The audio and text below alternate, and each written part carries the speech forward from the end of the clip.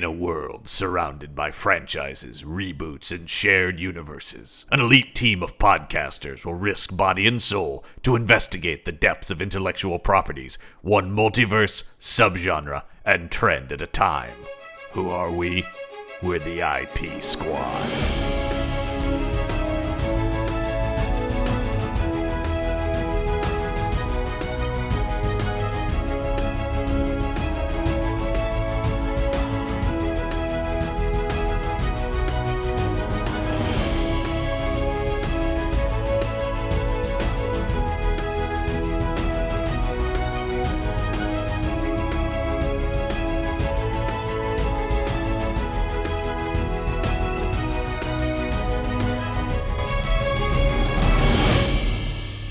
Welcome back to the IP Squad as we begin a whole new investigation.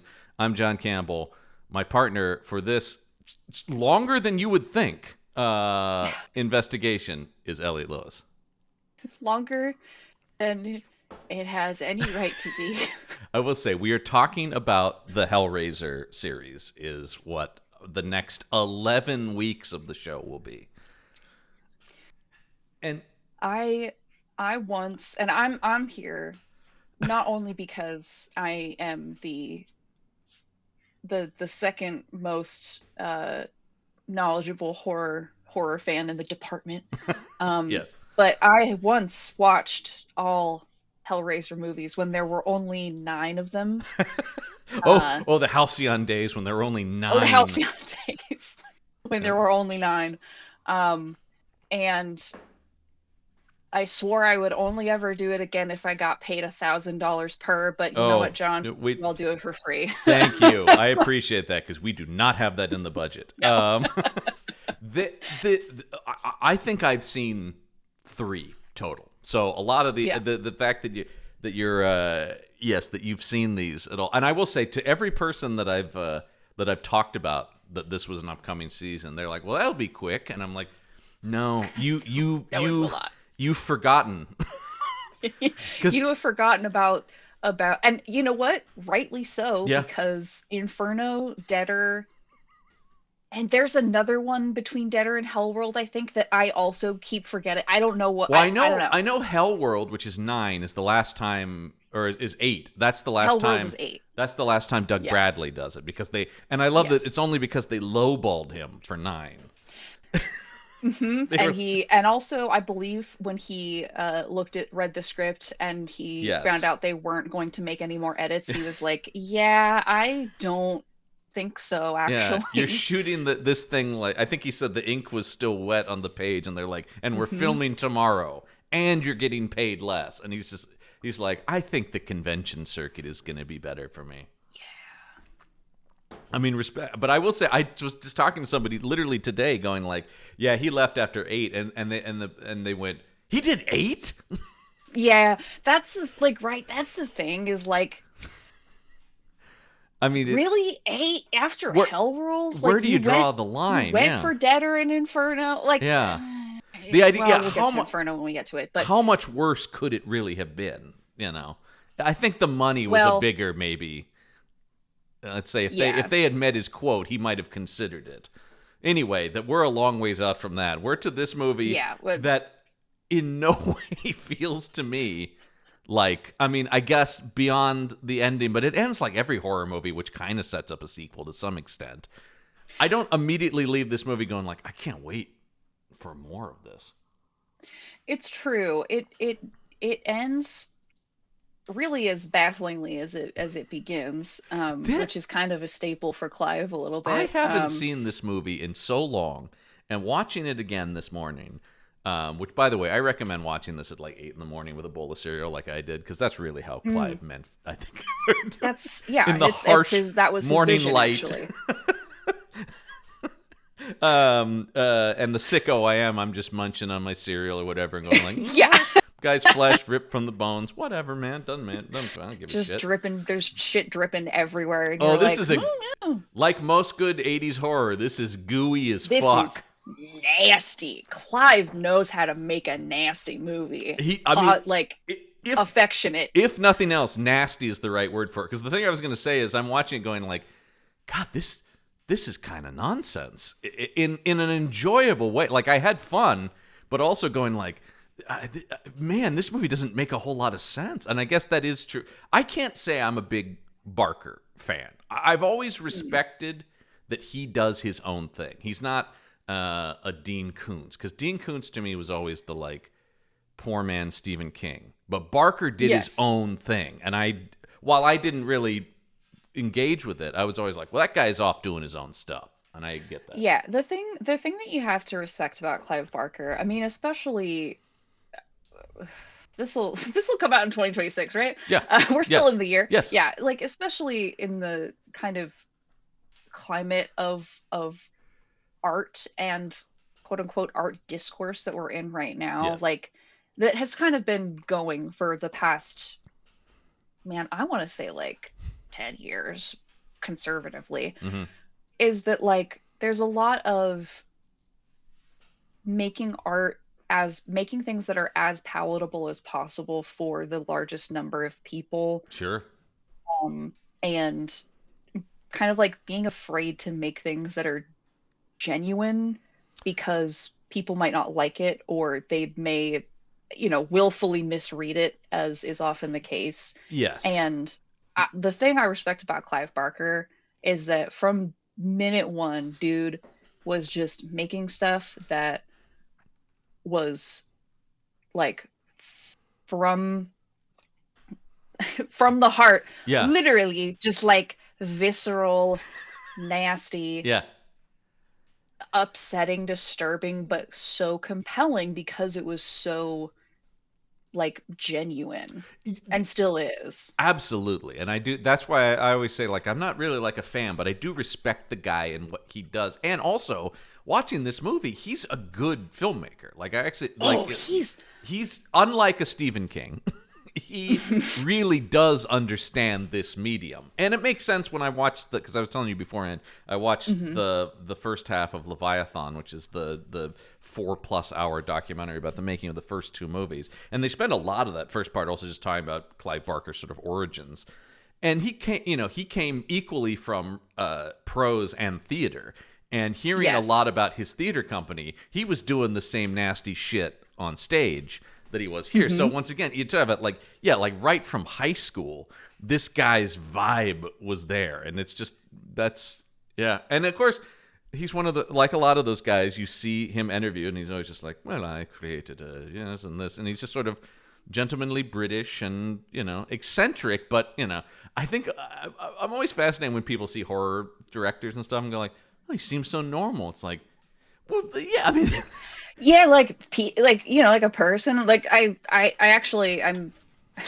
My brother got me this Junji Ito coloring book. Oh, very nice. At Powell's yesterday, so it's sitting on my desk. But it's a similar thing with Junji Ito. Like everyone is always like so surprised that he's just like a mild-mannered guy and like kind of funny and loves his cat. It's like, yeah, that just.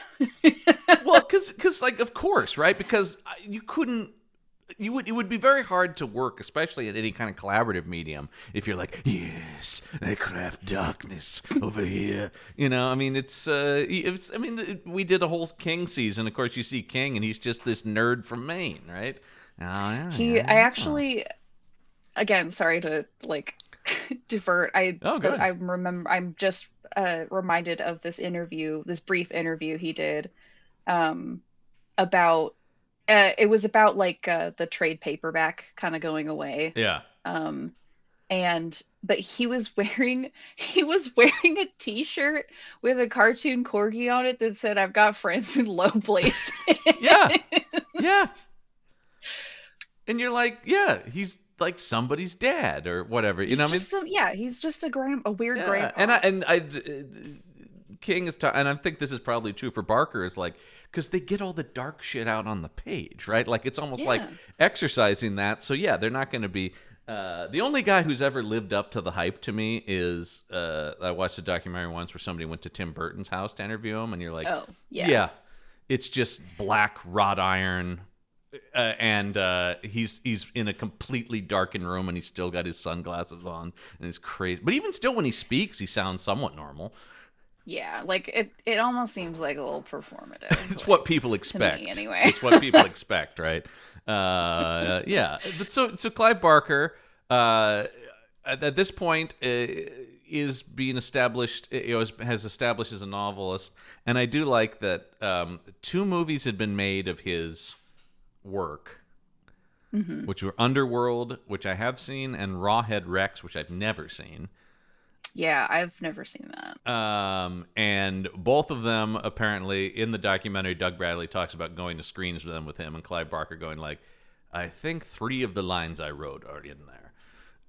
Yeah, Hellraiser was like a product of him being dissatisfied with like making movies for other people. Very much so. And so honestly, that's why Hellraiser really feels just so Clive Barker, like unfiltered. God, yeah.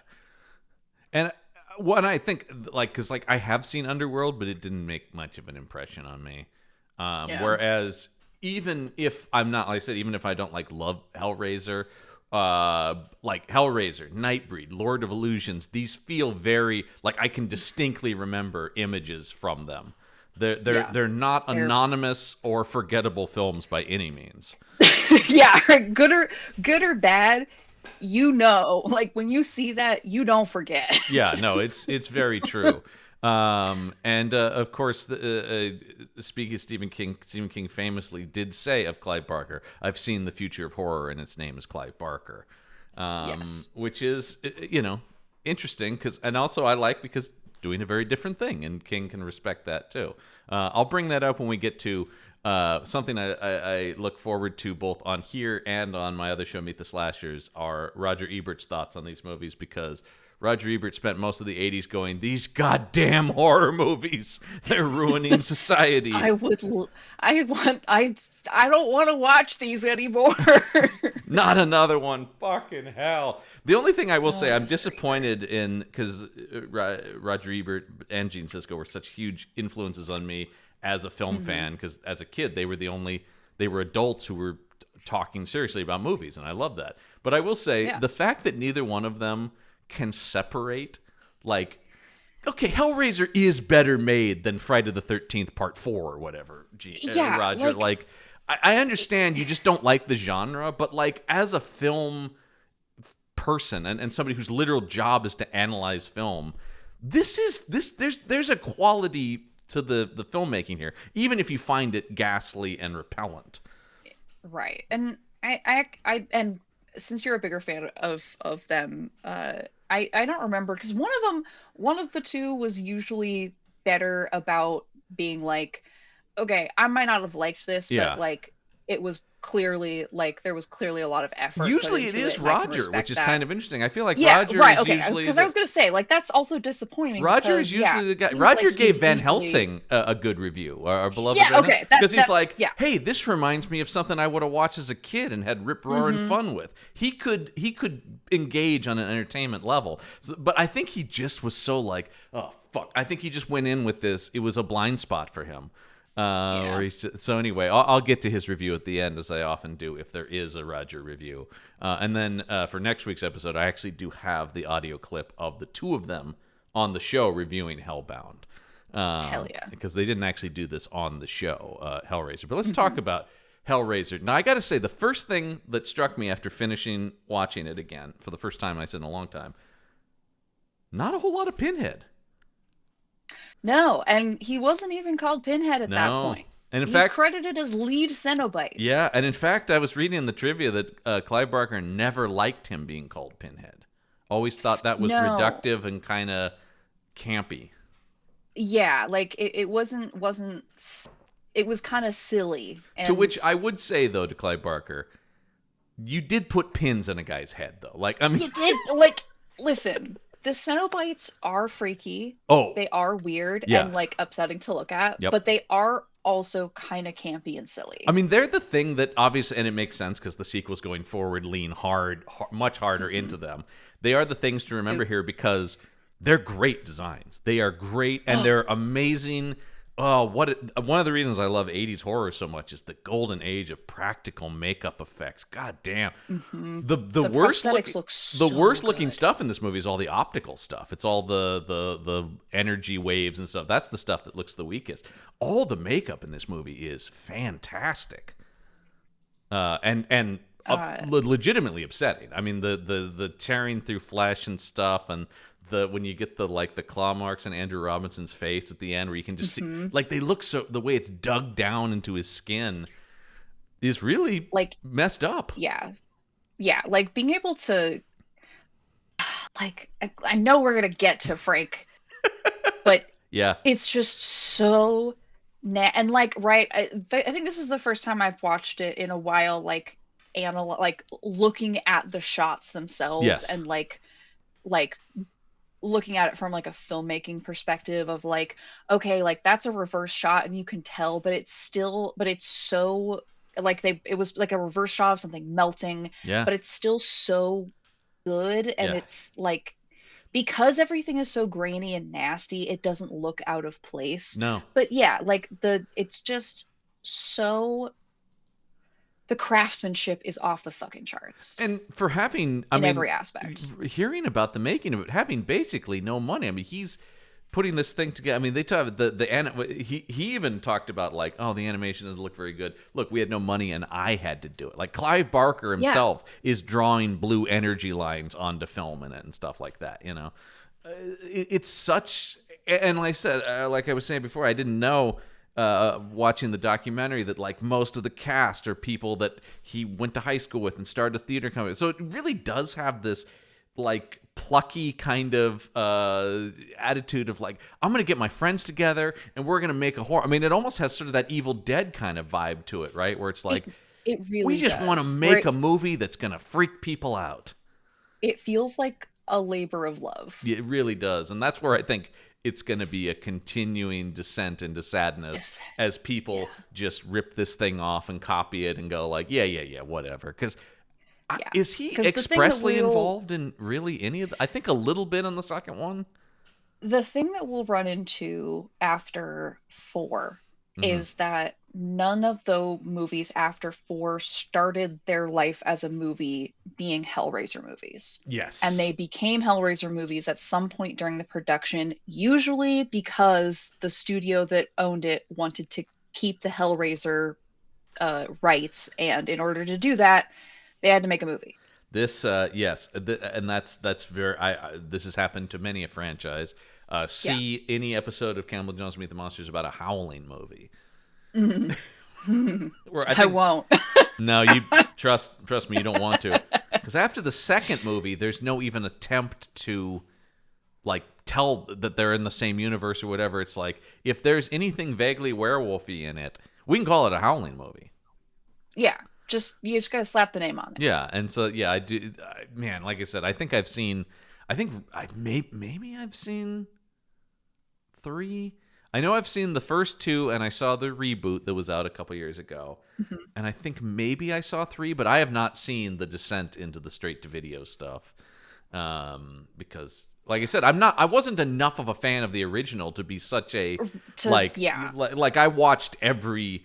I've watched every Friday the 13th. I've watched every Nightmare on Elm Street because it's like I like the gimmick. I've watched every Halloween because I like Michael Myers and Jason enough to be like, okay. Right. And they are such rinse and repeat, especially Friday the 13th.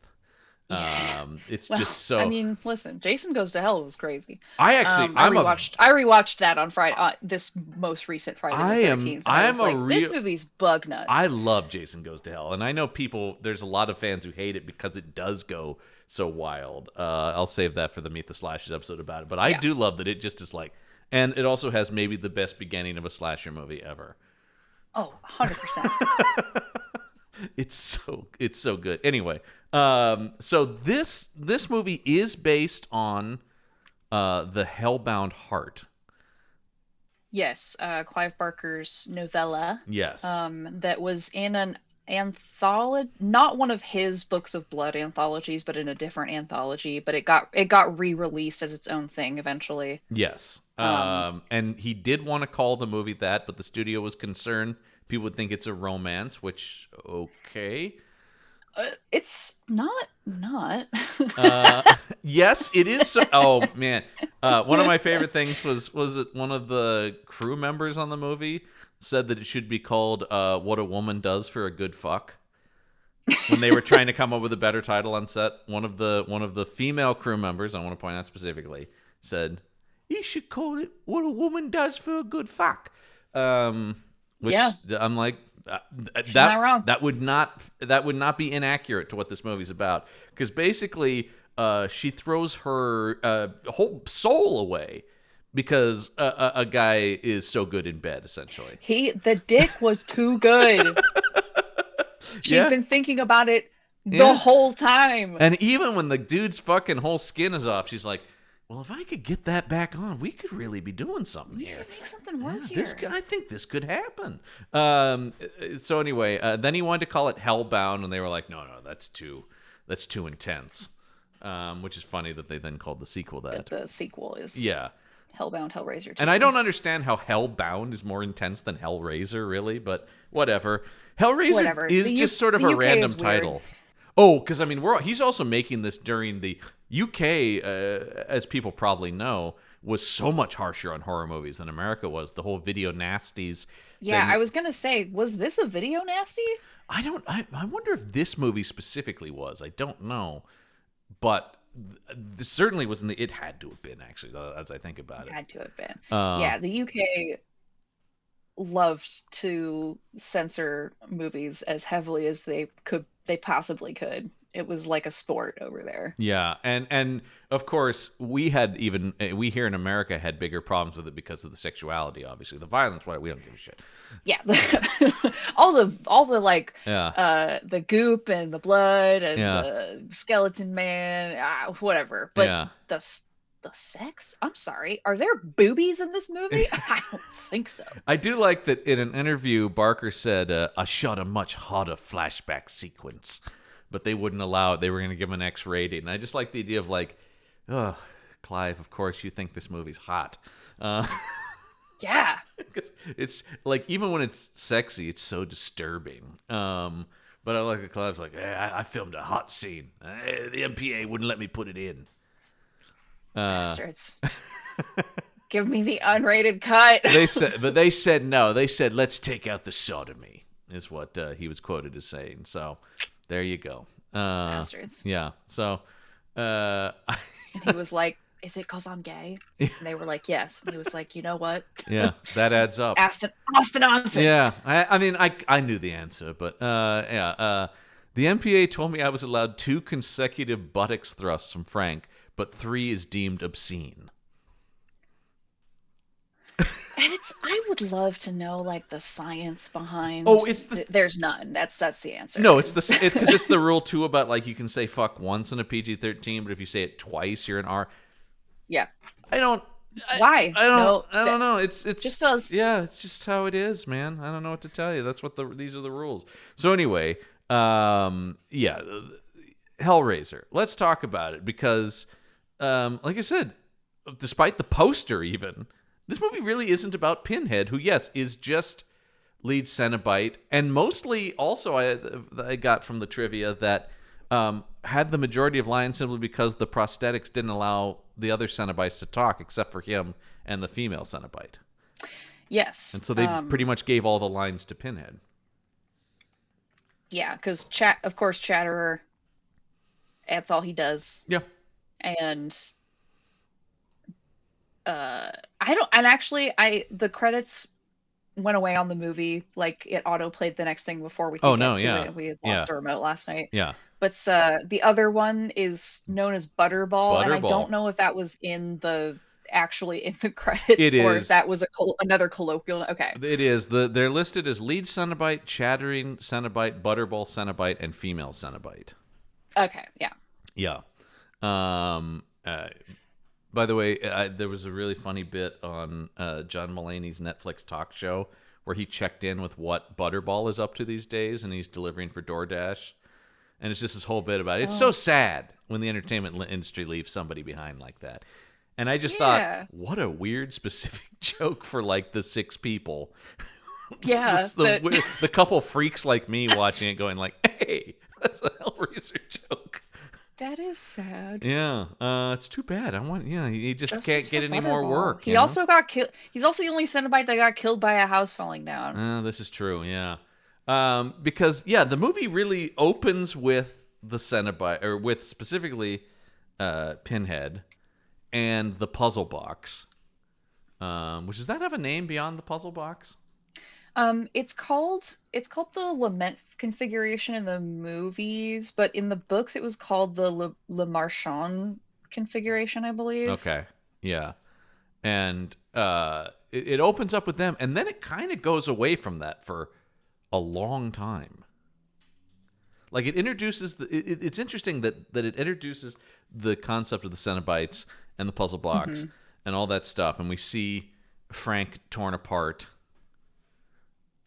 And sorry. It's the box itself is called the Le Marchand. That's right. It's called the Le Marchand's box. Mm-hmm. That's the puzzle itself, and then the lament configuration is like specifically for Hellraiser and like the Hellbound Heart stuff. Okay, because yes, it is based on a thing.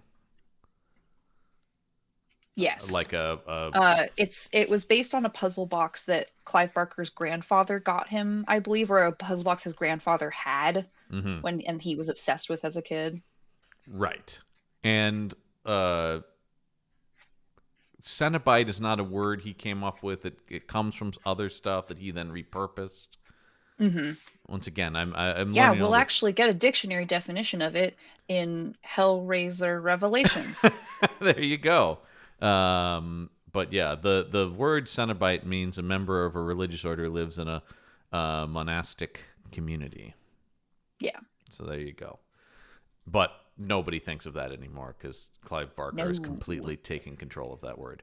And he probably used it because it sounds kind of scary. It does. It's a great word. I will say Cenobite. It also, there's almost like a insectoid sound to it. Cenobite, and you're like, ugh. And they live up to their name when you do see them. But yeah, so we start with that, and then almost a different movie starts.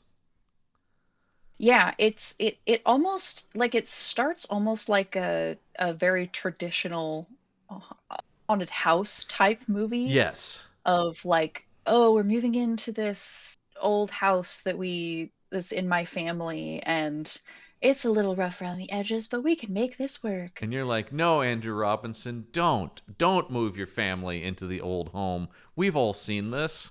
Because, yes, you have Andrew Robinson and Claire Higgins as Larry and Julia Cotton, who are moving into this house with the two most scumbag moving men that they've hired. Right? Like, Larry's cheapened out, right? And Larry's just standing there taking it, which is an interesting, like, way to, say something about his character, about the type of person that he is, but also is like, okay, I like that. Say something. I like that Larry is like just this milquetoast suburban guy, and he's just kind of lame. Like when you see him later at the dinner party, and he's telling the worst jokes, but they're all laughing at them because that's the vibe of this whole group of friends, clearly. And you're just like, and just the disdain that his wife clearly has for him too. And she is mean mugging him. She has such a good stank face. Oh my God, Claire Higgins. Whenever she's like just so disappointed that she's in this life. Oh, it's so good. She is so good in this. Yo, she's great. I mean, most of the main cast is really. I found that like where you see some of these things fall apart is in the people he was forced to hire in some of the smaller parts. They're a little bit like, okay, is it Christy? Is that the girl? Kirsty, yeah. Kirsty, yeah. Her boyfriend is pretty dull. Oh, I mean, he's a nothing character to begin with. Yeah. But also, you're just like, he's just there. Like, Kirsty, stuff like just happens, and he's there. When he shows up at the end of the movie, I'm like, all right, you're in this. Kirsty, we needed what's someone going to come on? open the front door, I guess. Hey, what's going on in there? Yeah. Hey, okay. All right.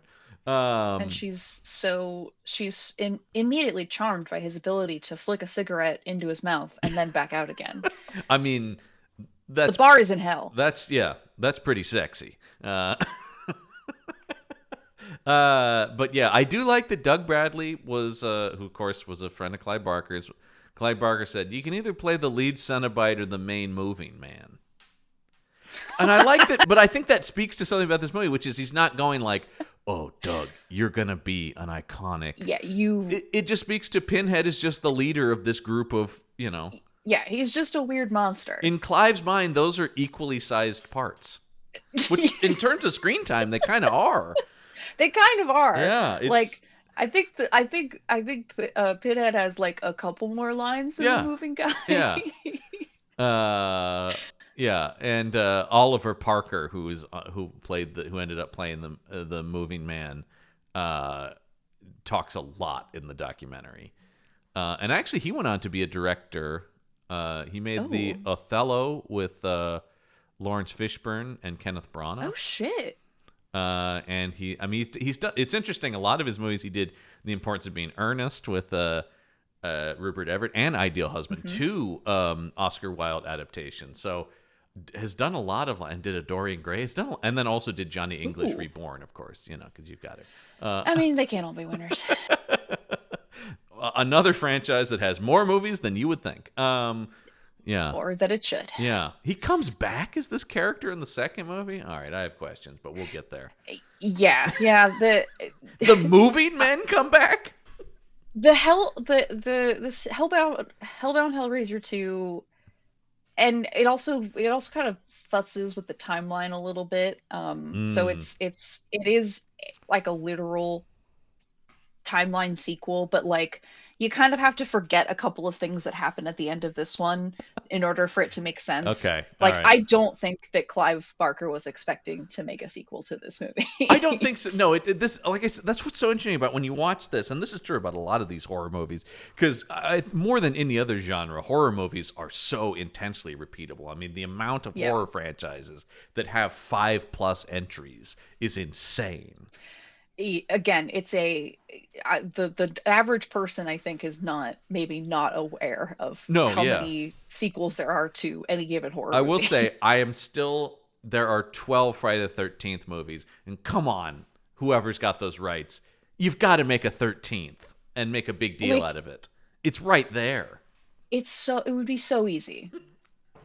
Yeah, I mean, it's so. I heard somebody pitch they should bring back all the Final Girls. All 12 or whatever. I don't know what that would be, but like it does feel like it should be some kind of culmination thing, right? But but I do think it's interesting. What I was saying is, clearly when you watch this movie, nothing about it feels like, well, next time you're gonna see this, and I mean, like they talk about Clive had written deep origins for the Cenobites and stuff, but I don't think he meant for that really to like play out through multiple movies. No, because he's still writing. Like, yes, that was the thing I was trying to say. Like, he's always also been a pretty prolific writer, and like, and visual artist. So, sometimes you come up with lore for random shit that you make that is just nobody ever finds out about. Yeah, it doesn't matter to anybody but you. The only like legitimately professional writing job I ever had was a horror movie that never got made. Or I'm sorry, they shot like 3 days and ran out of money. I still have a contract should it ever come out to get a percentage of royalty. I've never seen a dime from it, but anyway, I had to write. It was all about a weird religious cult, right? And I had a ton of the shit for that cult that never, it's not in the movie because that's boring. I'm not going to have somebody sit there and go, well, the thing about that is that symbol means this. It's just like I was coming up with creepy stuff, but in my mind, I needed to explain why that symbol was that and stuff, of course. And often that kind of stuff, because you're thinking about it and thinking about how it affects what is currently happening and like the choices in like the visuals that are made, it's like that stuff makes it feel more, maybe not real, but like layered. Oh, yeah. Like lived in. And actually, I think that is a thing we were talking about. Like, this movie is kind of nonsensical in a lot of plot ways, but I think the Cenobites, he does a really good job of, I clearly know what their deal is without having tons of explanatory dialogue. Like, their whole deal about, like, we will bring you pleasure and pain and combination, and we're gonna, I mean, I will say, for not being yet the iconic creature, I think Pinhead says all the iconic stuff in this movie.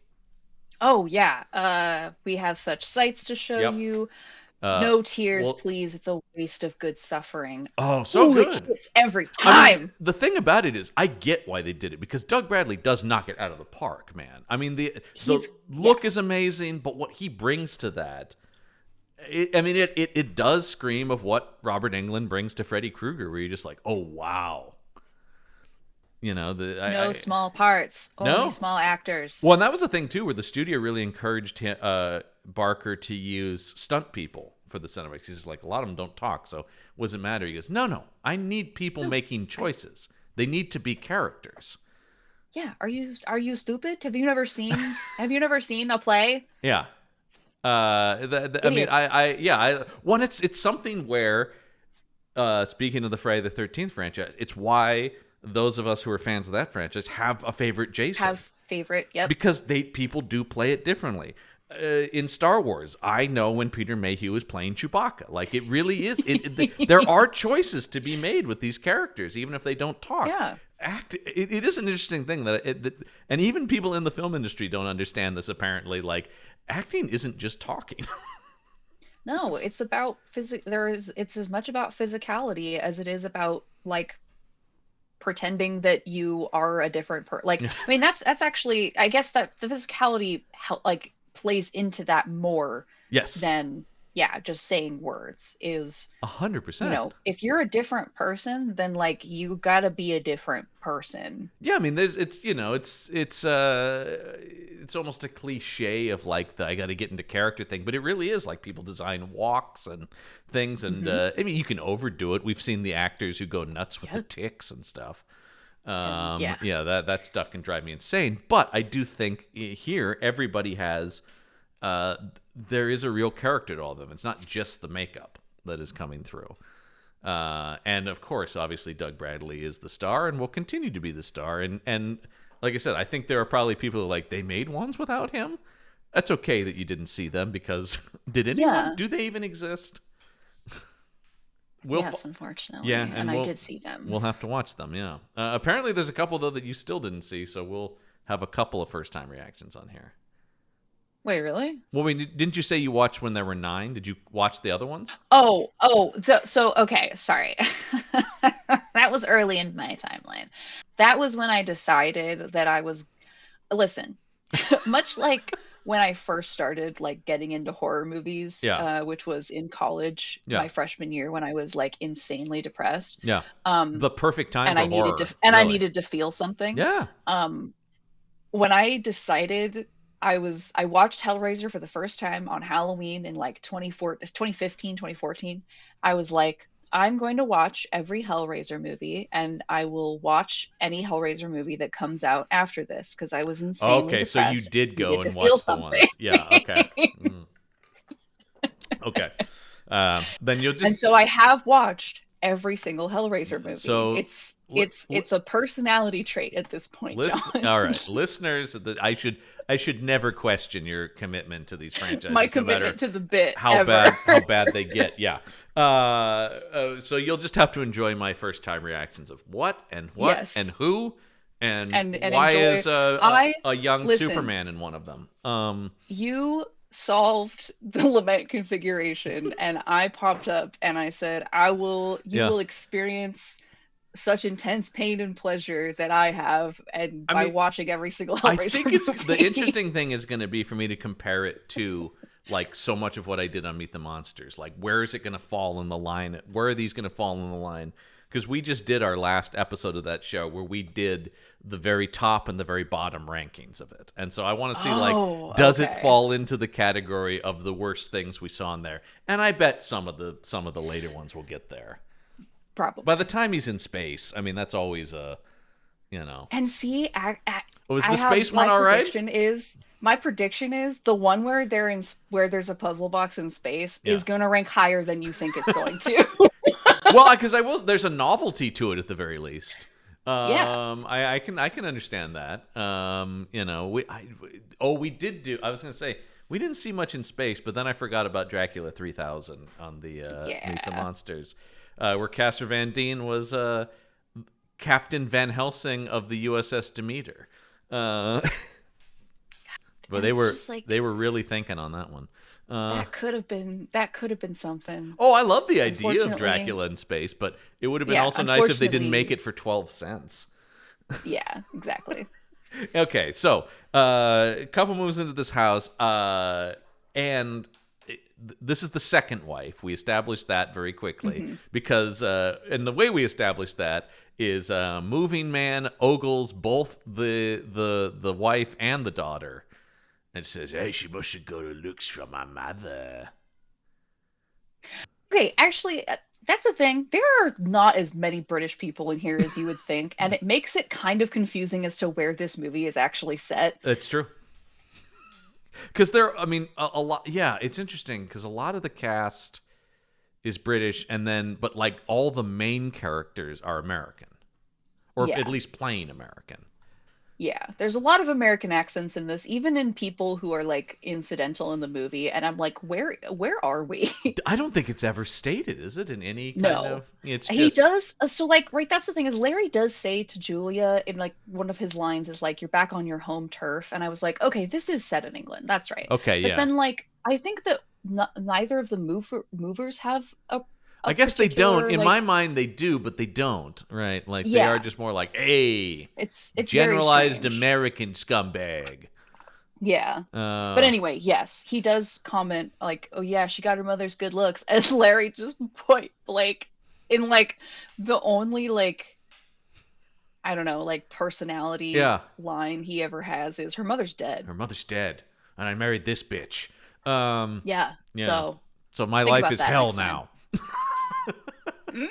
Yeah, and then you get an early example of Clive being a real freak is the flashback to the brother kind of maybe somewhat raping / potentially consensual play with the flick knife.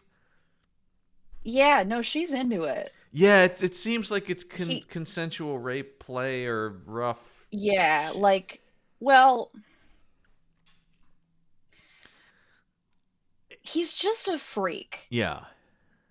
Like it doesn't say rape play to me. Like I guess I guess the second the knife gets flicked out, I guess that's just where my mind goes to like. Eesh. Fair enough. I mean, but yes, he is bringing a level of violence or potentially violent objects into their sexuality, which seems to. But once it does happen, it does seem to be equally hot for both parties. Yeah, because I mean, right? We already know how milquetoast Larry is. Yeah, and Larry's not pulling out a switchblade in the sack. I mean, he's not.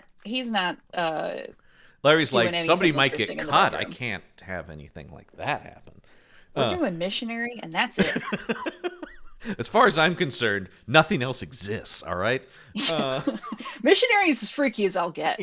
But yeah, like she is going through because Frank. They determined that Frank has clearly been living in this house up until a certain point. So she's going through. I love that scene where they find the like just mattress on the ground and everything's messed up in the room. And she goes, "Squatters," and Larry just goes, "No, Frank."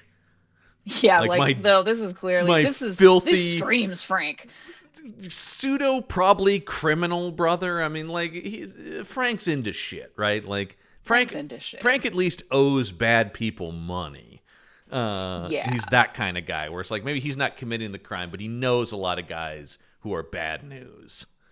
Yeah, it costs money to be into kinky shit. Yeah, it's not cheap. That's what this movie. That's the lesson of this movie, folks. Yeah, but the thing I was going to say that it wasn't even that where I was talking about specifically the freakiness of this sequence.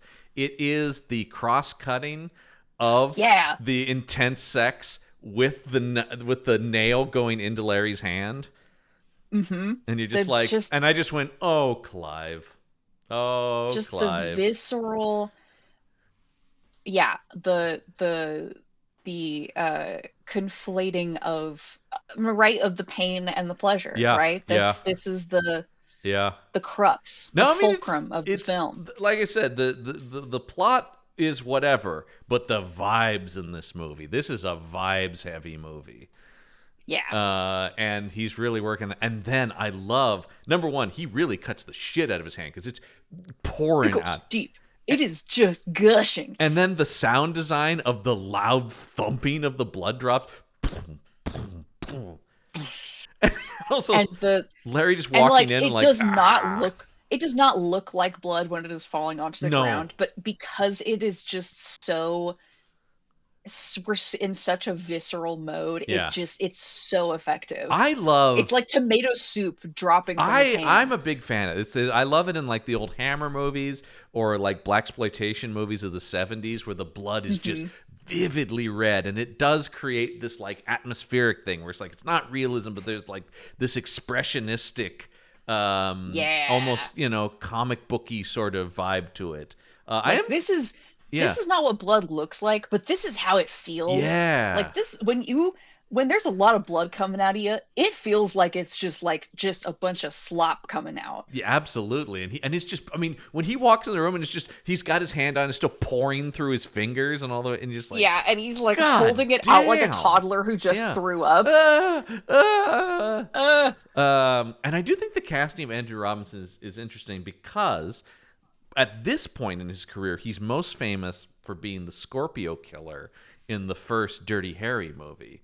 So I think it's he's known to movie audiences and then subsequently played a number of other psychopaths, of course, because that's what happens. Mm-hmm. But I do think it's interesting that he casts a guy known for playing like unhinged villains as milquetoast guy until then you get to the end and you're like, there's the crazy Andrew Robinson I know. It is so. I was actually saying this last night because I watched this with my brother and one of our friends. I said, I was like, man, big ups, because I didn't know about his previous career. I was like, big ups to casting this guy who is so good at being just like the most boring man on the earth and also just the nastiest man I've ever seen. What the fuck? And then he goes from this, and what I was telling you before, I'm such a huge fan of his from Star Trek, where he plays Garrick, who is a Cardassian who you're never quite sure whose side he's on. He's I think you would really dig Garrick. Number one, Garrick was supposed to be the first openly gay Star Trek character before the network shut that shit down, obviously. Okay, because actually, I think I recently saw a clip of an interview that he was giving, like, as an older man, which I think is why I didn't recognize him. Yeah. But when he was like, like I didn't know like what I was doing, like the character, like all the spy shit. Like I was like, I don't know how to play that. Yeah. But then I saw, what's the other I don't remember the character's name, but like he's just like a young guy. Oh, Bashir. And he's very attractive. Yeah, it's Dr. Bashir, because they have a whole flirty relationship. I was like, but when I saw him, the most beautiful man I've ever seen in my life, I was like, I think I want to fuck this guy. Yeah. And I know how to play that. Yeah.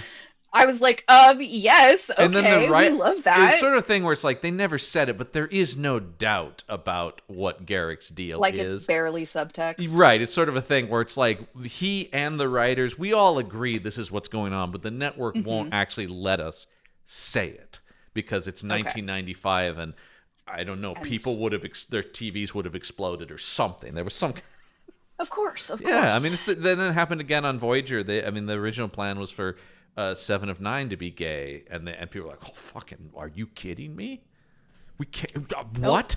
Listen, I know she's a robot or whatever the Borg are, but like, yeah, she can't be a lesbian. Yeah, we can't have that. That's crazy. That's why I was so happy at Picard when they did just canonically make her a lesbian. And hell yeah. And people got upset, and I go, "Oh, you're not a real fan. You don't know that was always the plan." That was always the plan. Yeah, this isn't woke modern shit. In my Shatner voice, that was. It was always the plan. It's not woke modern shit. It was woke 90s shit, man. Yeah, come on. Star Trek has always been woke. Yeah. There's a meme I always love that is, when did Star Trek go woke? And somebody said 1966. Yeah. They had an interracial kiss, and like a bunch of the networks wouldn't air it, like the affiliates. Yeah. It was in fact, the first interracial kiss on television. Yeah. It was me. I did it. Bill Shatner. It was me. Yeah. I'm the hero. We'll also get to, I know, I'm woke as hell. I mean, he's Canadian, so that, that's saying less. Hurt. Yeah. Anyway, and we'll actually get to another Deep Space Nine actor, I think is the star of Hellraiser 3, I want to say, Terry Farrell. Yep. Oh. Who played Dax on Deep Space Nine. So, anyway, but yes, Andrew Robinson, I think, does a great job. And I love him in the documentary just going like, oh, I didn't know anything about this, but when I got the part, I read everything Clive wrote, and I just thought, wow, this guy can write. And you're like, it's true. He is such a good writer. Well, that's the thing, right? And it's so like this movie, right? It's so him. He's not trying to be anybody. This is not a guy who goes, horror's gonna. I mean, that's so much of what angers us over on Meet the Monsters is when you can tell that somebody has gone, what's big? Vampires. Let's make a vampire movie. It's not coming out of the cynical nature of it. You can tell when it's like, oh, this is a trendy thing. Well, because I don't think, once again, in 1987, this wasn't horror was, but this movie doesn't have a lot of the elements that were, in fact, they talk a lot about like, he had to really fight for the Pinhead dialogue because they were like, can he be funnier like Freddy is? Or the other option is let's make him just this silent stalking figure. And he's like, what made me love Clive Barker a lot is he goes, no, I'm writing him like Christopher Lee's Dracula. He's eloquent and gentlemanly, and he speaks very clearly. And he goes, isn't it scarier that this guy is not crazy about what he's doing? He's just like, yes, we are going to do this. That's terrifying. Yeah, like we're just like this. Like I love in the Hellbound Heart, like there are some pretty significant differences between the Hellbound Heart and sure. Hellraiser. Yeah. I think the one I forgot about really is that Kirsty in the book, in the novella, is like has a crush on Larry. And in the movie she becomes his daughter. And I think that actually adds like another element of like weird, like it makes it everything weirder, and I think that's a good thing in this case. Yeah, it definitely does. I mean, when the movie makes you so uncomfortable in every moment, which is great. I mean, and I think like to me, regardless of plot holes or things that don't, that if a horror movie can do that, it's succeeded on just general creepy vibes. We just, now that I'm in the middle of recording Camel Jones Meet the Slashers, we just recorded our Texas Chainsaw Massacre episode, and I don't think that's like an amazing film, except for the atmosphere. It's so atmospheric that it works like crazy, even though it's shot for no money. It's so you're uncomfortable the entire runtime. It's just so fucked up. That Texas Chainsaw Massacre for me is like Hellraiser for you, where I'm like, I don't like that movie. I don't really, I don't like if it's like, oh, we're watching Texas. I was like, do we have to? But God, it is the so. craft. I respect the hell out of how nasty that movie is. It like, just goes, man, and no one was doing that, of course, too. Yeah, no, and Olivia and I were doing some research about or we had like stumbled upon some behind the scenes stuff about it, and like the guy who played Leatherface, like for some reason I think wasn't able to like clean up, like just smelled like shit the whole time they were shooting the movie. I mean, it's just and somehow I know that watching it, Like somehow watching the movie, I can feel that guy stinks, and that they're in a lot of places that like the places stink, and you can feel. We talked a lot about like you can feel that it's hot watching the movie. Yeah, it's I mean, and I think this movie works on similar levels, even though it's doing a completely different thing. But it is just so. And it is so unique. It is. I mean, I mentioned Evil Dead being like that too. I think these are all very different movies, but all made by talented filmmakers with limited resources. But the atmosphere, and you're just going, I've never seen anything like this. Yeah, like I was about to say, like with very specific and unique visions. Yes. Like outlooks. And it makes sense that you've got Clive Barker going like, no, you won't tell me what this movie is or what this character is. I will not back down on this idea and that idea, and I'm not going to cast stuntmen, and I'm not going to change Pinhead's dialogue. In fact, I'm not even going to call him Pinhead. I mean, later on he'll be called. I'm not even calling him that. Later on, you came up with that, and I hate it. He'll come to be called the Priest. I know in a lot of stuff. That's how Clive Barker would refer him. The Cold One. Yeah. Or the Cold Man. Yeah, there's a few different ones. Clive Barker wrote apparently a lot of his stuff about the origin of these characters ends up in the Hellraiser comic book series that I think Barker did write, or at least shaped. Had involvement in. Yeah, which I've never read. Of course, once again, not really. I never really sought out this franchise particularly, but that's interesting that comic books are obviously, when you get into the IP nature of all this stuff, a lot of stuff gets answered in things like comic books or video game. We always joke about that on the Star Wars podcast that Gregoni and I do. Is like, I don't know, it's probably in a book or a comic somewhere. It's somewhere. it's on like a post-it note in like a visual guide to Star Wars. I don't know. He did have to cut 6 minutes out of the movie to get it down from an R rating to an X. Actually, to the point of that earlier thing, he was talking about like they said. Then this is of course the American, ratings board. The sodomy had to go. He goes, they never brought up any issue about the knife being involved in the sex, though. That didn't seem to bother anyone. They were just like, the weirdos on the MPA are like, that's fine.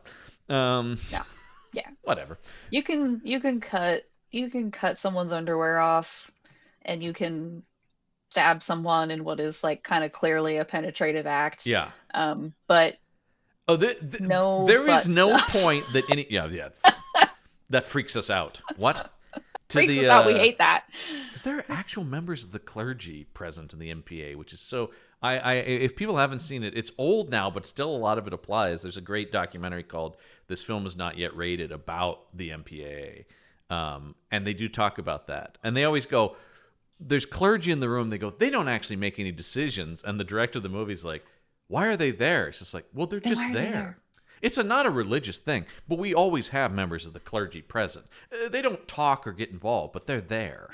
You're like, we're looking at them and analyzing their micro expressions like this is fucking lie to me. Yeah. I mean, you have John Waters talking about having to come in front of the board to argue for his movie, and there's a priest looking at him.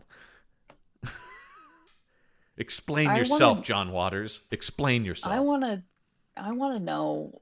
I want to hear John Waters reading a clergyman for filth in front of the MPAA. Yeah, it's very good, and it's the whole weird, and all the members are kept secret so that they can't be influenced. Yeah, it's all just like why again, except by the clergy. yeah, that they do. Yeah. It's just so fucking. I would please, if I would love to get a camera on just the members of the clergy watching Hellraiser. Right. Because there is like not overt religious imagery in. Well, I mean, actually, there is. Sorry, I forgot about all the statues of Jesus. Hold on. There. I mean, but it's he's building his own mythology that like runs parallel to this stuff, right? This whole idea of hell. This is Clive Barker's hell or whatever. This is not the Judeo-Christian specifically hell. Right, like it's right. You can kind of even read when they like the removal of the Jesus figures from the house, like after Frank is resurrected, right? That can kind of be read as like, nah, this ain't your grandma's hell. Right. This is. I mean, because there's a Doug Bradley quote about his take. He said is the hell in Hellraiser is a prison, and Pinhead is the warden. Is the way he looks at it. And I mean, the other thing that's always been that I've kind of liked about the Hellraiser franchise is like you choose to engage it. You solve you bring it on yourself. Yeah, that's why it's like the Cenobites aren't they're not malevolent they're not seeking people out. I mean, I guess but it is sort of like you engage with them. Yeah, they're scary, but they are not it's interesting that they are like freaky and upsetting, but they're not strictly speaking evil. Mm-hmm. Right, that's the thing. Is like it's like they're neutral in some ways. They are this entity. They are this. I mean, it gets into almost the like Lovecraftian thing of like elder gods sort of thing, where it's like once you've entered their world, you're now playing by their rules. Exactly. And there is pleasure, but there is pain, and they will. What's this point is it they'll tear your soul apart. That's it. Yes. Yeah. And at this point, they are unable to distinguish between the two. Yes. I mean, it's very quaint to watch this movie and how little they're involved in it. And I love that they're very clearly defined, but it's not yet about them. Like so many other horror franchises, we're gonna know way too fucking much about them eventually. Way too much. Yeah. In 4, we're gonna get into Cenobite politics a little bit. And that's the kind of stuff that to me always robs the scares, right? You're always just like, all right, now if I'm thinking about the rules of Cenobite culture, I'm not really scared of them. They start to become like, that's weird that's how, okay. No. Oh, they're just like weird aliens now is what it feels like. Oh, it always gets there. Eventually they're always aliens. Eventually I'll do an IP Squad season about the Highlander franchise, and when eventually that gets to they're aliens, you're like, well, that's a lot less cool now. Yeah, and also doesn't make a whole lot of sense. Yeah, it's like, okay, it's like I liked when they were just unexplained magic immortal people. Now they're aliens from a planet. Okay. God That's crazy. I did not know that. Well, talk about a franchise that in no way should have had sequels. Oh, yeah. It's literally at the end of the movie, he's the only one left. Spoilers for Highlander, but that's the whole point. That's the whole point. And so they have to like find a way to undo that come movie 2. Oh, Jesus. Yeah. Anyway. Yeah. So yes, it ends up becoming the main bulk of the movie isn't expressly to do with the Cenobites. It is Julia bringing victims to the house to kill them to slowly rebuild Frank, essentially. Because for whatever reason, does it state it just other than weird Cenobite shit that the blood brings him back? Yeah, it's not ever like explained how he quote unquote escaped. Right. Like you can when Larry's blood is sinking into being slurped up into the floorboards, there's like a beating heart under the floorboards that kind of absorbs that and what Frank, I mean, that would be the hellbound but heart it's of not the title. Clearly explained how he escaped from the Cenobites. Right. I mean, we know Frank is a slippery motherfucker, so if anyone could do it. That ends up being Pinhead's sort of whole thing is like, well, look, if you can get that guy back to me, because I don't like that shit. Yeah, he's like, wait a minute. Someone escaped? That's not possible. Hold on. Yeah, whoa. Who let this happen? Hey. Butterball. Yeah. You weren't even paying attention to the cameras. Come on, man. I like the idea of Pinhead as an overworked manager. Oh God, I'm working with morons here. I am so sorry about this. It's a living. Yeah. Look, man, I just got 4 more years to retirement. That's all I know. So he thinks 20 movies later. But no. Yeah. Oh God, how many of these do I have to do? But yes, so that becomes the thing, though, is with each of these people they killed, they're taking their... It's all very dark fantasy. Yeah, it's like, and there's a question of how, I mean, skipping ahead a little bit, when Kirsty solves the box when she's in the hospital. Mm-hmm. I mean, the wall opens up to the hell world. Yes. So like there's even a question of like how this weird inner space dimension, like, again, I'm going off of like later lore stuff. Oh, sure, but like, right, yeah. it's kind of, inner space dimension of pain and pleasure, like how it interacts with the real world and how it presents itself and affects reality. Yes. And that's, it's all, I mean, that's what Clive Barker's whole thing. He talks about like, there's a quote from him in the documentary I watched where he talks about like, we're born loving horror. As kids, we're reading fairy tales, which are all very ghastly. And the whole idea is that basically as an adult, you have to pretend you don't like this stuff because it seems immature. And he's always, he's like, my whole work is like, come on back. You like this, don't you?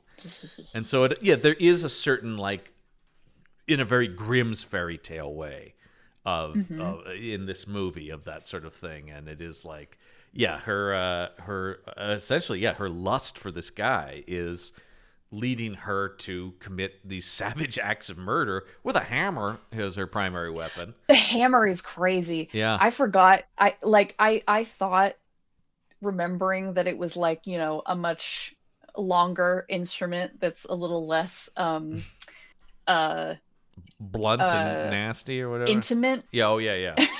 but no, I mean, of course it's Clive Barker, so it's just a short hammer. Is she just killing these dudes with a hammer right up and personal? Which that takes a lot.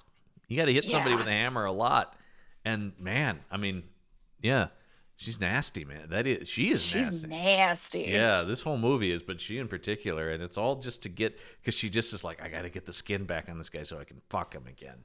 Yeah, I'm gonna bring him back to life. Yeah. Get his skin and organs back, and then we're just leaving. We're outski. Yeah, including up to the final move of it being that he's going to essentially take over the body, or at least wear the skin of her husband / his brother. Mm-hmm. Freaky. Yeah. You people are freaky, man. I don't like this. People be freaky. Yeah. We gotta get freakier. We used to be so freaky. Let people be freaky again.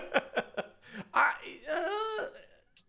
guess horror movies aren't quite, every once in a while somebody gets a little freaky, but yeah. And then everyone loses their damn minds. Yeah. Or the trying too honestly, hard to be that freaky. was my biggest takeaway with this rewatch. Yeah. Is that it's sweaty, it's dirty, it's goopy, it's bloody, it's nasty, it's like, I think even the thing weirdly that made that kind of stand out the most to me, oddly enough, was when Kirsty and Steve make out in that tunnel. But like, the tunnel is gross. Yeah. Like, it's covered in grime and graffiti, and I was like, movies used to be good. I mean, not really, but like, but that there was sort of, I do think this level of, I think it's very hard for somebody to just make a movie like this now. It does feel like we see, sad. Or the stuff that does get made like that is so low rent. Like, this movie is at this, something I miss are these movies that were made for like $1 million or whatever, where you could get a little bit of money, still maintain total creative control, but it looked good. It still had production value to it.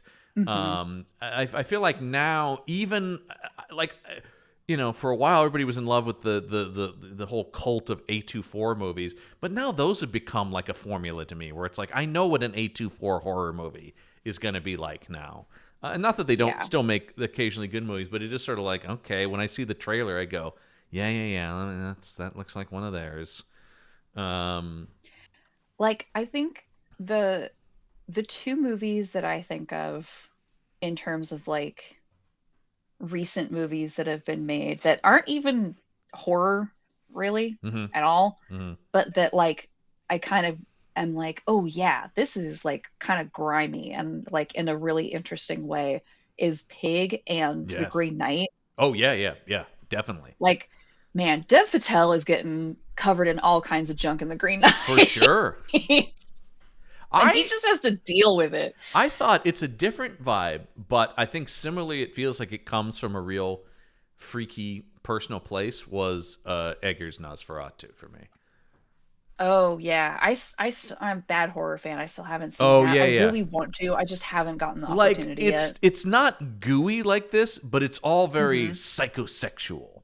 And it really comes from... It feels like he's saying explicitly what so many Dracula movies have implied, and he's like, I'm going at it, which is like, hell yeah, it's kind of sexy, but it's a little bit like this, where it is like, yeah, it was kind of sexy to get it on with the vampire when you're 14, and now that you're in your 20s and want to be an adult, it's like, no, you don't forget about Count Orlok.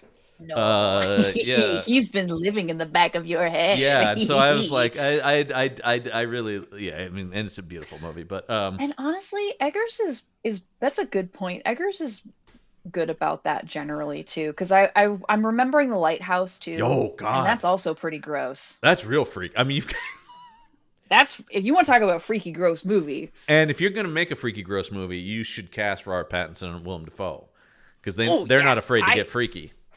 I want I don't want them to be in movies not with each other anymore. Well, I am excited because Eggers is doing a werewolf. He just finished shooting a werewolf movie. That's right. With Dafoe. I forgot about that. And it's called Werewolf. And of course, because he's a fucking psychopath, he's like, it's set in the 15th century, and I went back and figured out what Old English sounded like and wrote the whole script, and he's like, you make it so much harder on yourself, but I love it. Right? I don't want to do that, but I will watch the hell out of your movie. King. Yeah, that guy is wild. No, love Eggers. And I think, once again, those are... But it's almost like he's gotten to that level of clout, right? It almost feels like now it's almost the opposite, where you have to... It's something I heard Christopher Nolan saying... about, because somebody was asking about, like, well, you did Oppenheimer, now you're doing the Odyssey, which is the biggest fucking thing ever. He goes, would you ever want to make something small? And he goes, look, I'm in a rare position where they'll give me resources to do whatever I want. I have to take advantage of that. It's like, that's almost kind of sad that it's so rare that somebody gets that level of control. That's like, I can't waste it. I need to only make the biggest fucking things possible. Because how long is this going to last? Right. It's sort of a thing where it's like, eventually they'll be like, hey man, that's weird. Why are you doing that? Stop spending our money like that, you know? And so I do think it's sort of, it is kind of the sad thing. Or, like we talked about, so much of horror is the the fact that they even remade, well, they didn't remake, they rebooted. The Hellraiser movie wasn't a remake exactly. No, it was a kind of, reimagining reboot. But in the IP world that we live in, that is the reason for this show, it is sort of a thing where they're like, let's make another, let's do Evil Dead again. Let's do this again. And you're just kind of like, yeah, sure, Like, there's something to that, but the reason that it's right, we've talked about this before, is like, the reason that these things are so iconic and so like loved, even in a niche, even as niche as they are, is because it was something that was done with a lot of like sincerity and a lot of creative vision, and it was unique, and and it wasn't manufactured to be. This wasn't Clive Barker going like, this is going to set me up for the next 20 years as I can just take money off it. It's just like, this was a thing that was made, and then because it was popular, we need to get 18 more of these, and eventually you just keep watering down. I feel like, once again, the horror movies, because there are so many, all of them have eventually gotten to this place. I feel like very few have maintained any level of integrity, or or they go through eras, like, right? Like I like some of the Halloween sequels if there's somebody with an interesting idea in them doing something, but then inevitably if that's successful, then they go, that's what we'll do. We'll make 6 more of those. And you're like, oh, fucking hell, man. Dial in on it so much that it becomes a shadow of the original. Yeah, and I feel like, vision. yeah, that's the thing that was so striking to me about watching this again, was just how much this doesn't feel like that. It never feels like he's purposely creating iconography. Because that's another thing that drives me insane. Particularly in comic books, where it is just like, meet everyone's new favorite character or thing. And horror does it a lot too. It's something Brendan brings up a lot, where he's just like, God, I can feel them trying to build the franchise. Like, I can feel them going, here's the new slasher or whatever. And you're just like, no, let me decide if I like this thing. And that's definitely what it feels here. So I just, I mean, it unfortunately feels inevitable, right? Because it's and especially now more than ever, it's the capitalism versus, artistic integrity thing. Right. I mean, we've talked about before last year with Sinners and how much of a breakout hit that was, and Weapons too, Weapons, which to the credit of the director, like, it seems like the director is the one who is like, I would love to make more movies about this. Yes. So it's less of the Sinners problem with people being like, hey, we should make more Sinner stuff, and Ryan Coogler being like, no, I already made it. Yeah. I'm gonna go make something else. Well, and it's kind of like what we're talking about this, where you're like, but I see the room to do more stuff in the Sinners, where it's like, yeah, but I don't want to. Like, just because the potential's there. Sure, you could do, time-spanning adventures with Michael B. Jordan and Haley Steinfeld as cool vampires. But why? Like, if and I would be down to do that if Coogler's like, I got this great idea. Sure. But if he doesn't want to do it, then shut up. It doesn't matter. He told the important story. Yes. That surrounded all of those elements that were in the movie. Like, he told the story that that he wanted to tell. That was the most important part of it for him, clearly. Yeah, it's just, I mean, it unfortunately is a thing where it is just like, now any movie that's successful, I immediately hear like, sequel? Regardless of, I mean, some movies, 100%, of course, they're designed to be multi-part things or whatever. Mm-hmm. I'm not anti-sequel by any means. If you've got, I mean, so many of my favorite things are franchises, but does it need to be? And then of course, even more so now, the shared universe obviously is the ultimate. Right. Now they'd be like, well, let's make an individual movie about each of the Cenobites. I can't wait for the Butterball origin story. How did he become a Butterball?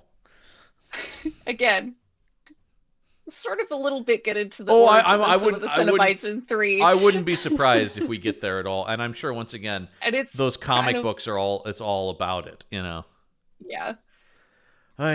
Well, it is what it is. Anyway. It is what it is. I think, if I'm remembering correctly, Chatterer is like an 8-year-old boy. Oh, fucking of course. Why not? Yeah. I mean, the thing is, too, they're also so ill-defined in this movie purposefully that you could basically do anything. You could give almost any of them an origin story, and I'd be like, okay, sure. Yeah, sure. Yeah, of course. Yeah, I guess. Why not? I guess he's an 8-year-old boy then. Whatever. I don't fucking care. But does it do anything? No, yeah, that's always not. Because it doesn't. That's not. Once again, things are less scary the more they're explained.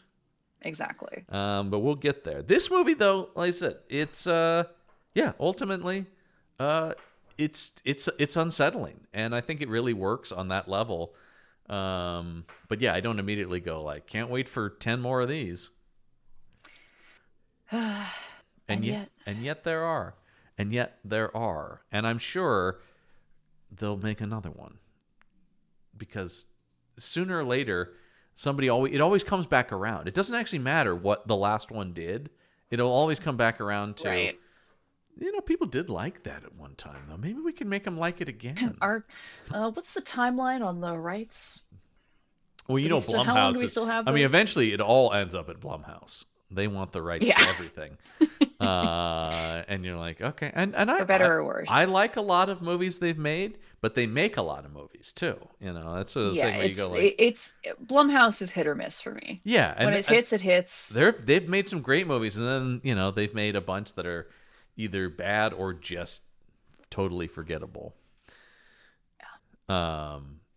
So there you go. There's anything else specifically you want to mention about this movie?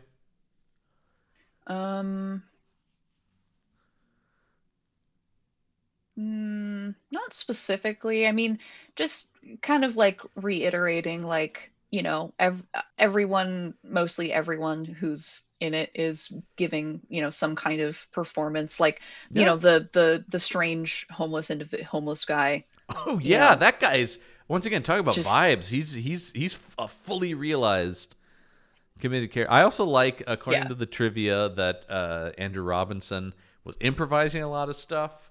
He improvised, "I'm tired of this cat and mouse shit," and that's good. The original line before he got torn apart at the end was "fuck off," and he changed it to "Jesus wept," which is that's a better choice. So much better.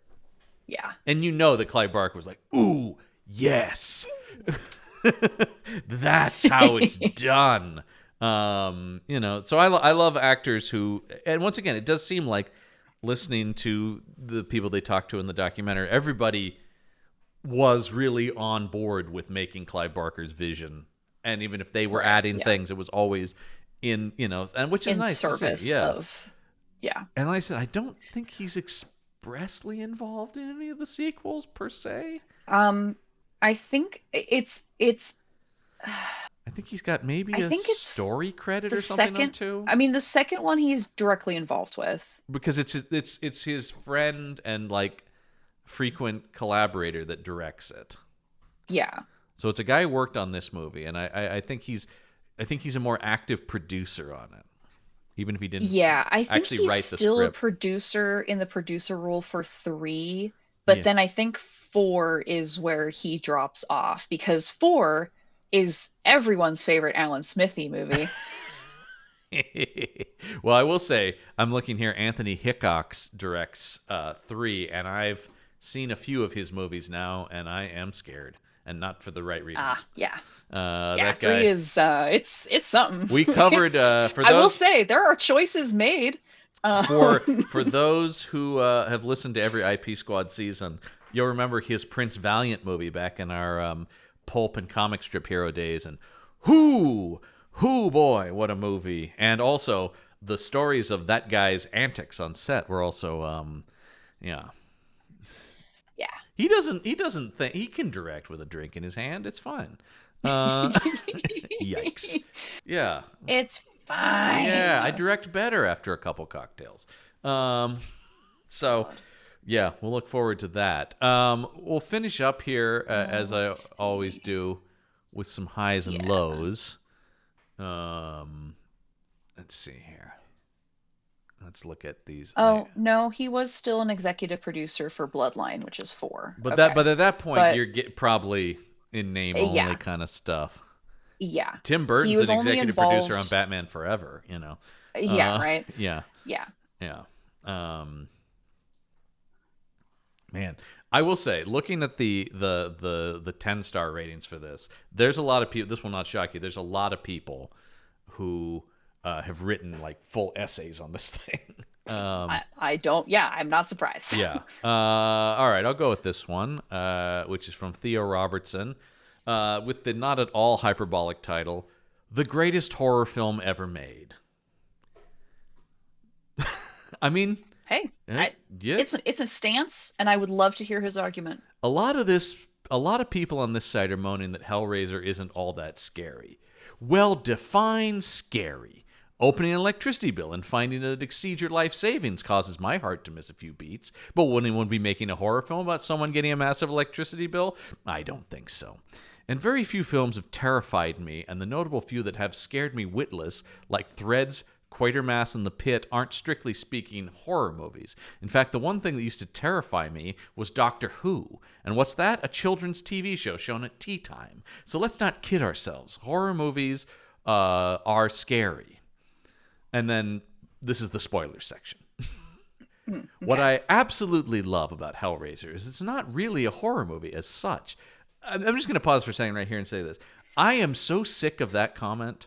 That is that I hear that all the time. This constant over on the horror shelf on the YouTube channel that we're doing. We just did The Fly, David Cronenberg's The Fly, which is a fucking a masterpiece, and also talk about just so much about a nasty movie. Nasty, gooey. But anyway, Cronenberg's like, I don't think of it as a horror movie. And my sister, who co-hosts that with me, was like, then what the fuck is, like... Then what is it, David? Yeah, I know. It is sort of a thing where it is like, I really hate... I mean, Clive Barker's kind of right, where it is like a shame to be like, well, I mean, anyone who wants to talk about... really horror? This is more... Like, I would love... What does David Cronenberg think The Fly is? Because then he goes on to say, it's not really a horror movie. It's about... the terrors of aging and your body. And just like, well, that still sounds... You're not pitching me a different... body horror, You're not pitching me a different... And also, it's just like, I think you've made a bunch of horror movies, David. But anyway, it's always just... It's a pretentious thing. Anyway, sorry to break... Yeah, it's a big sticking point. Yeah, don't get me started. It's a big sticking point. And the second anyone uses the term elevated horror, too, I'm like, get the fuck out of here, man. I don't want to... Yeah. Anyway, sorry. Okay. Don't lie to me. Don't lie. Embrace your truth. Yeah, it's not really a horror film as such. It's a macabre love story with loads of subtext about how love and sex can destroy us. And in many ways, it can be viewed as an AIDS allegory. Boy, that's also lazy as fuck, reading into every vampire movie I've ever watched. Like, there are things that are AIDS allegories. Oh, but sure. Just being like, this director who's gay. Yeah. This is clearly It's 1987. It's made by a gay filmmaker. It's about sex. It must be an AIDS allegory. I'm like, well, if you want it to be. I've never heard him say anything like that, though. Anyway, it could be a valid interpretation, but I don't think that this person is capable of making the arguments to support that. So Larry doesn't satisfy his wife in a sexual matter, and it's this sexual inadequacy that leads to his death. Julia lusts after Frank, which leads to her death. Men who've just met Julia go back to her flat for some casual sex, only to be murdered, while Frank lusts after Christy. Who can blame him? In parentheses. Calm down, buddy. And it's this obsession that leads to his death at the hands of the Cenobites. Ah, yes, the Cenobites. A lot of people seem upset that the Cenobites aren't to the fore in this movie, and it should be pointed out that they're the catalyst of the story, not the focus. The story revolves around Frank and Julia's relationship and Julia's dissatisfaction with her marriage. In fact, you could easily rewrite the story with Frank being on the run from a criminal gang instead of demons from another dimension, and you'd still have the same story. Interesting. Not exactly, but okay. Not in like the important ways, but sure. I will admit there are some flaws to the movie, such as the bizarre dubbing, but I should point out that this was done post-production in order to make the characters more identifiable to an American audience. Hence, English characters speaking with Brock's accents, which does make some of the performances... Oh, okay, that's interesting. So they replaced... We were kind of talking about that. Ironically, the only performance which can be described as bad is genuine American Ashley Lawrence as Kirsty. I don't think she was that bad. I think she was okay. I don't think so. I think she was that bad either. But hey, she's gorgeous, so let's not complain too much, lads. Okay. Writer-director Clive Barker. This guy is not gay like Clive Barker, and he wants you to know. Yeah, he is making it very clear how heterosexual he is. Yeah, and writer. I get it, man. Writer-director Clive Barker's strengths do outweigh any weaknesses. Take, for example, the scene in the hospital where a nurse watches TV, and it's not a TV show she's watching, but a rose in bloom. And for me, the greatest image isn't the murder and gore, but the scene at the end where a photograph of Frank burns to a haunting soundtrack. Barker does get good performances in most of the cast, namely Andrew Robinson, who isn't good as he was in Dirty Harry, a totally hetero movie. No, he didn't say that, but but he'll never be able to top that. And he is good as Uber Wimp Larry. Claire Higgins as Femme Fatale Julia, and Sean Chapman as the human version of Frank. I thought Chapman might have gone on to become a big name after this movie, but strangely not.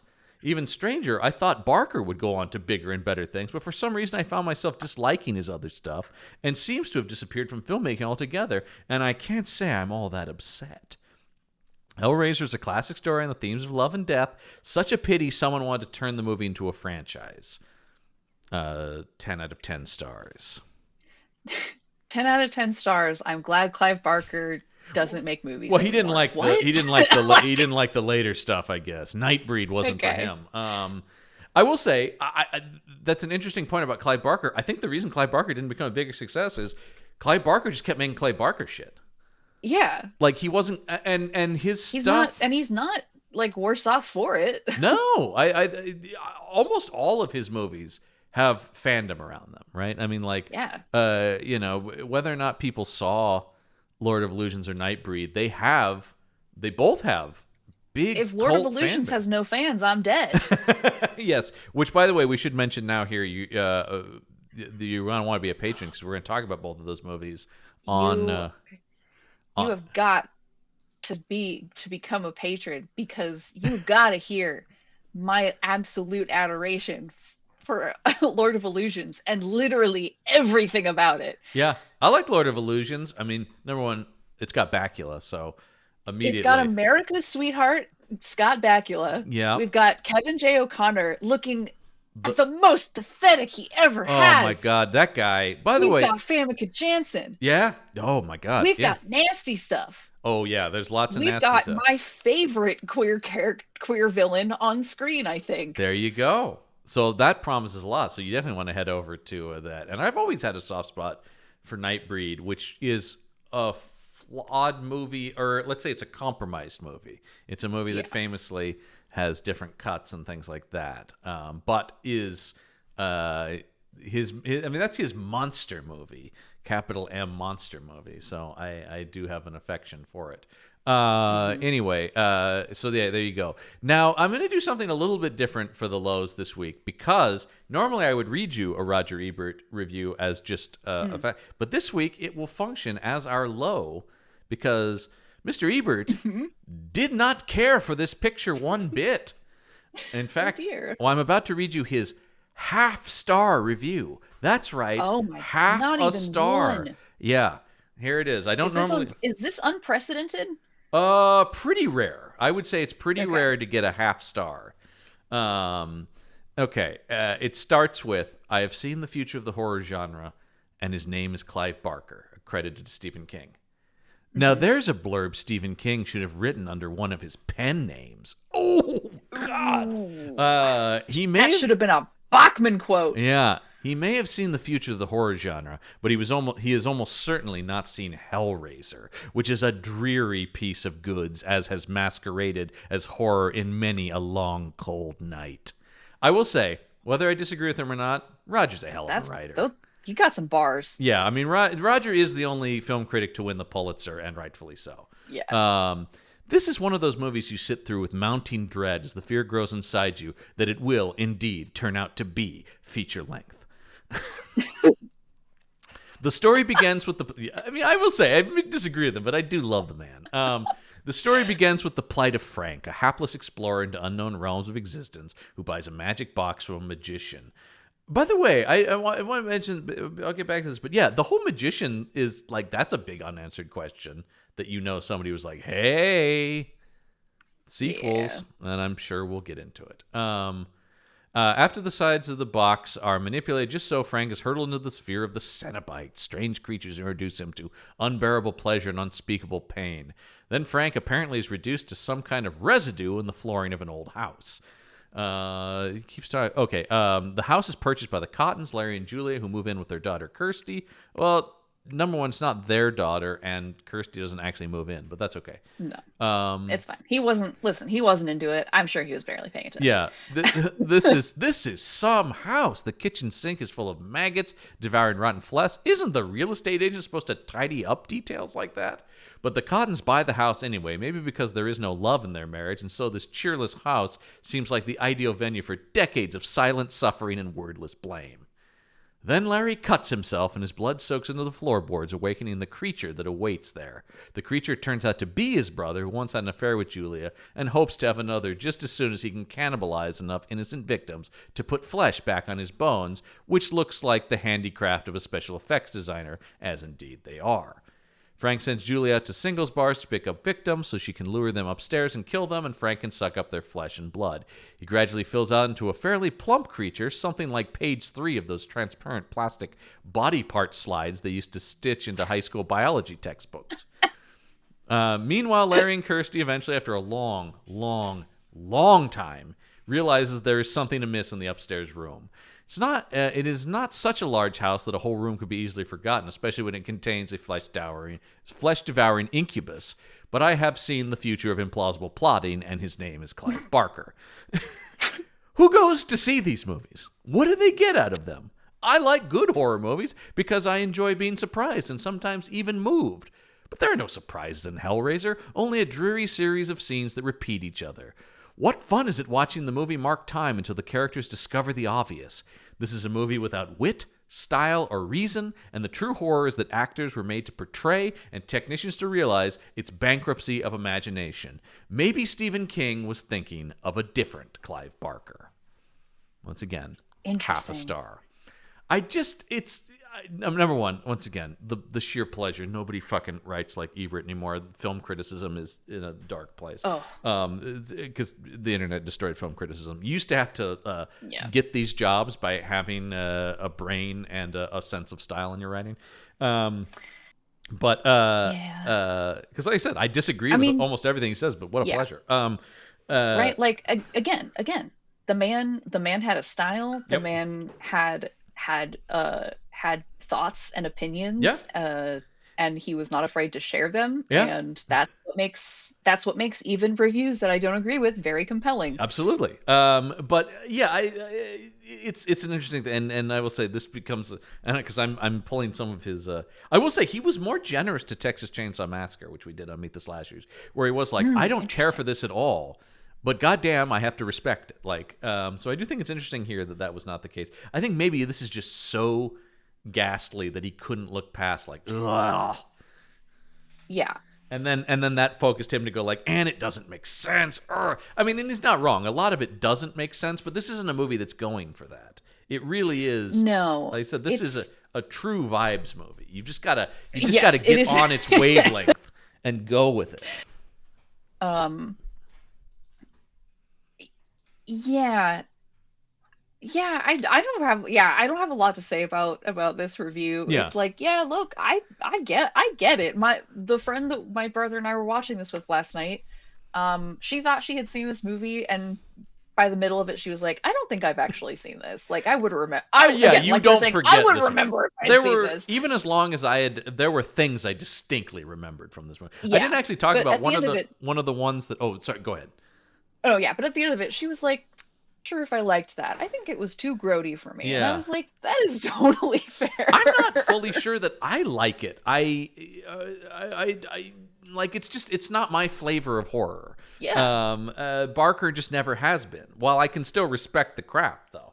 I am more of a King guy. Like, that's more my jam. Understand. Yeah, and it's just like, that's the thing about it. It's we'll.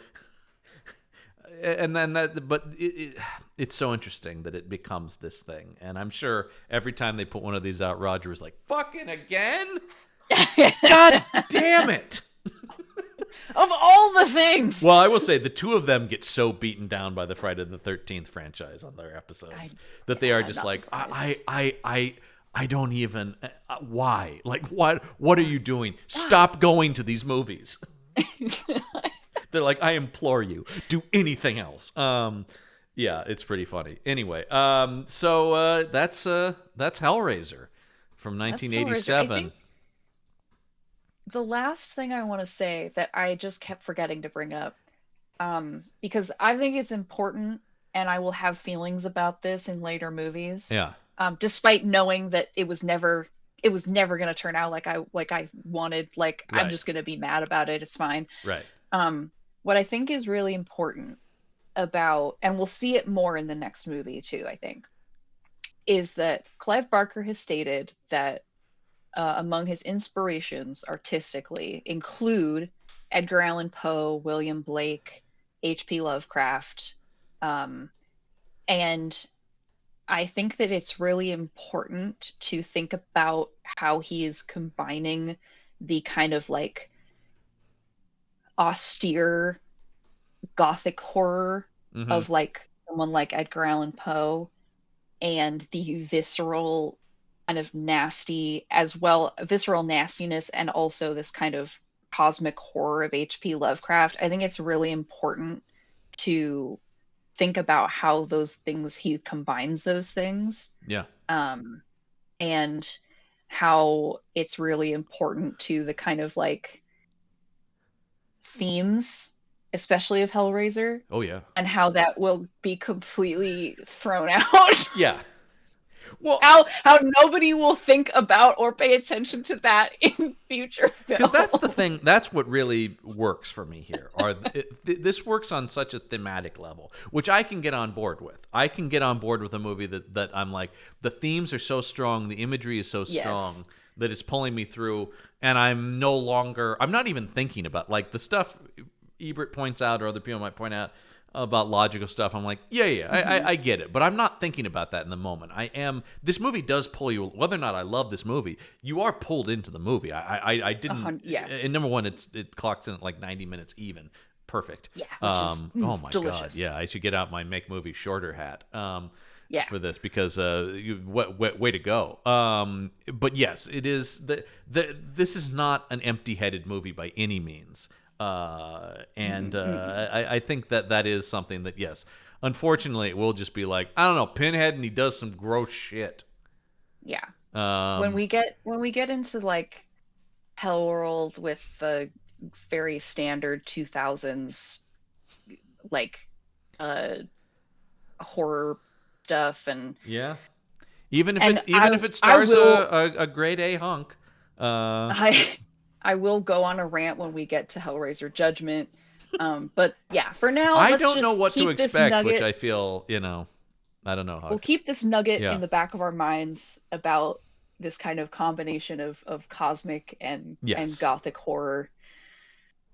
I will say that's all. That was the last thing I wanted. So next week we will be covering a movie that came out but 1 year later, which is always a good sign of quality. Hellbound Hellraiser 2. One of my favorite things, which is the subtitle being the front of the movie and then calling it Hellraiser 2. It's always the Rambo franchise is the ultimate First Blood, Rambo : First Blood Part 2, then Rambo 3. What are you doing? Hellbound Hellraiser 2 walked so that the Rage Carry 2. Oh yeah, very much so. Speaking of other things we've covered, I will say that they're just now slapping that Stephen King quote about Clive Barker on the poster, and I'm just like, well, that's not the movie. Okay, whatever. And then also Fangoria magazine saying, "Move over, Freddy. Pinhead is the new horror hero." And I'm like, that right there is the problem with the whole thing. That's the first sign of the downfall. Yeah, because as always, I'll leave you with the tagline, which is, Clive Barker takes us on a descent into hell. Hellbound Hellraiser 2, it says. And then, because it's got one of the above title and below title, and the second tagline is just, time to play. And immediately from this marketing campaign,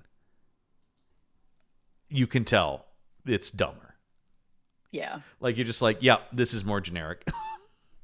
Yeah. I will say, of all of the sequels... Oh, I'm sure this is the best one because it's, still in the realm of being about something. Right. Yeah, I think, but it is, you can already feel the way it's marketing is like, see what Pinhead's up to this time, kids. Yeah. And you're like, oh, God, here we go. So we'll talk about that next week. Of course, as mentioned before, we have a Patreon page which has exclusive content like our IP Squad related case episodes, which will be coming for this, of course, later. But we'll be doing those other Clive Barker movies, his only 2 other directorial efforts. It's true. Yeah. I think he has something else credited here, but I don't know what it is, and it doesn't. There is one other Clive Barker thing here, and let me see if I can, that I've never heard of, which is Clive Barker's Salome and the Forbidden, which is like a... Oh, this is a film thing of a play he did back in the 70s. Oh shit! Yeah, it's 2.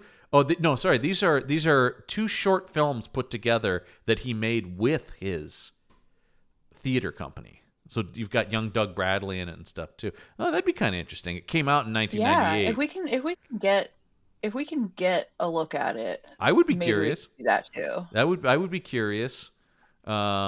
Yeah, the strange and bizarre beginnings of Clive Barker. So yeah, because I see. Okay, so those are credited beforehand individually, and then they were released on tape because it was in the 90s. Interesting. Well, there you go. We'll talk about that. And we'll have to have you on Meet the Slashers when we get to the Candyman movies, because those are, of course, tangentially related to Barker. Yeah. Even if he didn't directly make them. But anyway, head over to patreon.com/punchupent. That's punchupent. Get cool exclusive bonus content that I just mentioned. How about all the shows on Punch Up Entertainment Network? Because, of course, Elliott, you can be heard every week on Material Components right here on the Punch Up Entertainment Network. And as well as Punch Up Plays. Oh, yes. I guess inaugural Let's Play series of the Mass Effect games with Grigoni. Indeed. So lots of content for you to check out, and you can check that out on our YouTube page, which is youtube.com/@punchupentertainment. Lots of content over there, including the aforementioned horror shelf. If you're looking for more horror content, my sister and I are doing that, as my sister is braving horror movies. She's not as broken as you or I about them. She constantly refrains on there that there's something wrong with me, because I'm just like, as she's flipping out. So, it's just eventually you lose that. But anyway, that will do it, I think, for this week's IP Squad episode. I should mention, Elliott, that you did the art for this and some uncredited Foley work, because it is you who are doing the folder closing at the end of every episode. I invented that. Yeah. In the first outing of the IP Squad. Indeed. Closing the folder. Indeed. So that will be Elliott closing the folder that you're about to hear. But because that's going to do it for this week. Until next week, the case file is closed.